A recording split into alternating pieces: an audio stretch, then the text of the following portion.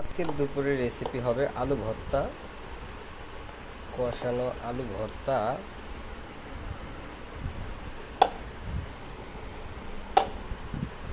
কিভাবে আলু পেঁয়াজ মরিচ দিয়ে আলু ভর্তা করতে হয়, সুস্বাদু ভর্তা।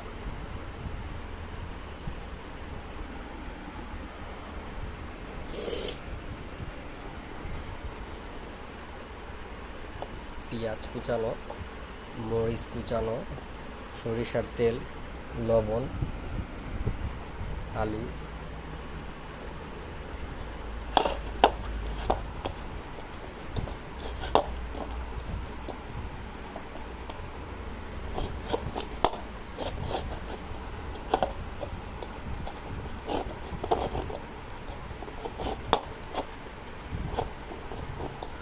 ভর্তার সাথে চলবে মূলা দিয়া, শিং মাছ দিয়া ঝোল ঝোল মাখানো সুস্বাদু তরকারি। তার সাথে আছে সেদ্ধ ডিম আর ভাত।